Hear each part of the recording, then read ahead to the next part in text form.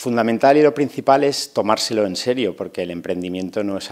una moda, no es algo pasajero, es algo estratégico para la compañía. Y lo fundamental para nosotros es aportar valor a la sociedad, aportar valor al emprendimiento y también aportar valor a Ribera Salud, creando un entorno que para los emprendedores sea seguro, sea legal, sea perfecto y sea asequible y ágil para hacerlo.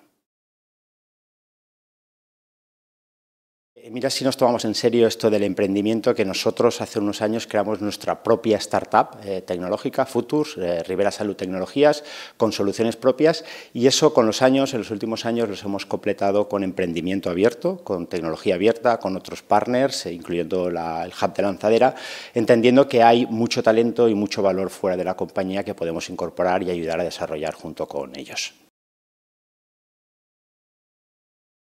Yo destacaría varios aquí. Los fundamentales, quizás, hoy en día que todo el mundo hable de inteligencia artificial y de inteligencia artificial generativa, estamos desarrollando modelos que nos permiten hacer informes de alta casi automatizados para ayudar a los médicos a trabajar en lo que de verdad aporta valor. Estamos ayudando y trabajando también con startups en temas de diagnóstico precoz con inteligencia artificial. Tenemos acuerdos con la Universidad Politécnica de Valencia, con investigadores, para desarrollar sus algoritmos y sus modelos para detectar precozmente el cáncer, y en esa línea de ayudar a la sociedad y ayudar a los emprendedores, pues tenemos varios proyectos.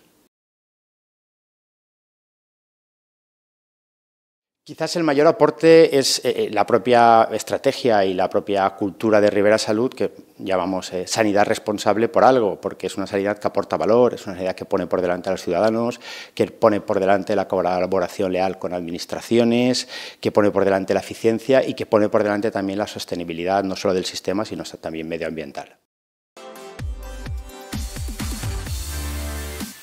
En Ribera Salud queremos ayudar a los emprendedores de la comunidad a seguir desarrollándose y ofrecemos nuestro entorno, nuestros datos, nuestros profesionales de una forma segura y legal para hacerlo. Solo tienen que acceder a la web de Ribera Salud y entrar allí en los datos de contacto y presentarnos la idea.